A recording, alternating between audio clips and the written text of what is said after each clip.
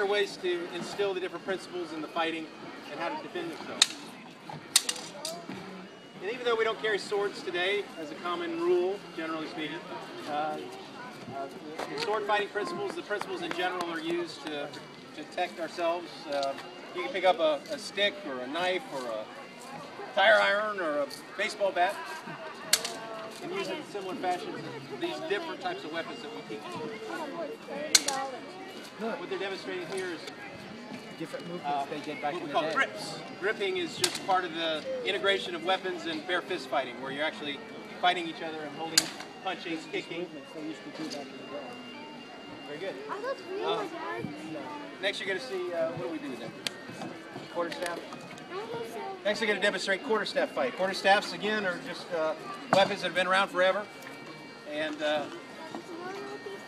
quarterstaff fighting was really just the way you held the weapon, which is the last quarter of the weapon is what you held on to.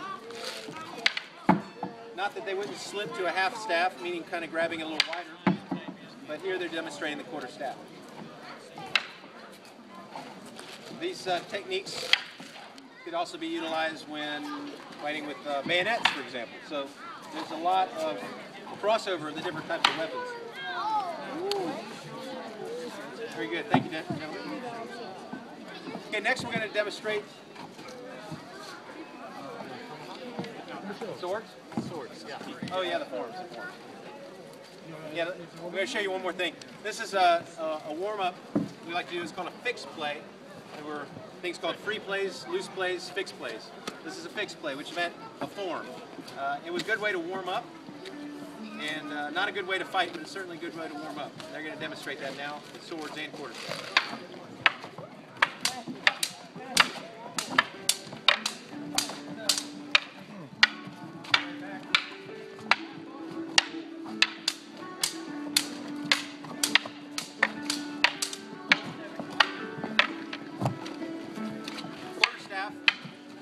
Typically was no longer than about 6 feet, or no shorter than about 6 feet, 5 or 6, but usually around 8 or 9 feet long.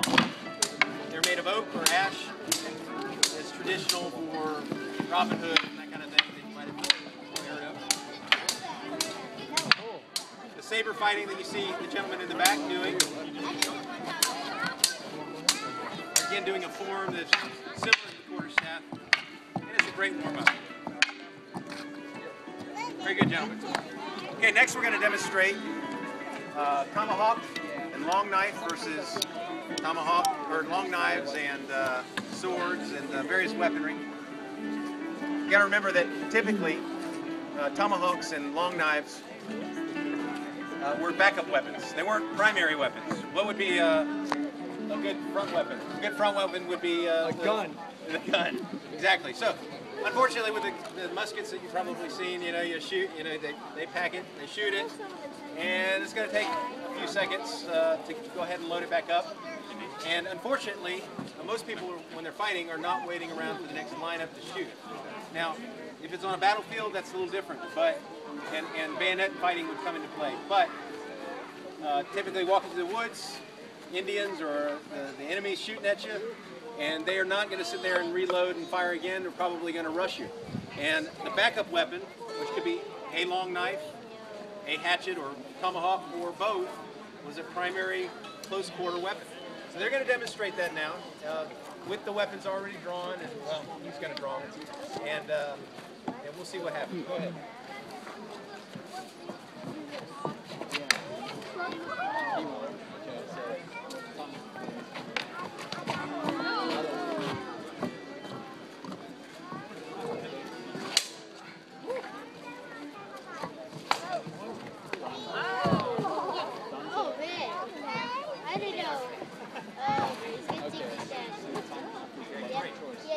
Very good, gentlemen. Let's give him a hand. I'd like to see that again in slow motion. I don't know about you guys, but just so we can talk it through. So let's start it again. Rewind. Whatever that means. Okay, slow motion means slow motion. There you go. And freeze. Now, this is kind of nifty in the sense that his weapon, his tomahawk, is much longer, well, theoretically, than his long knife. So he can safely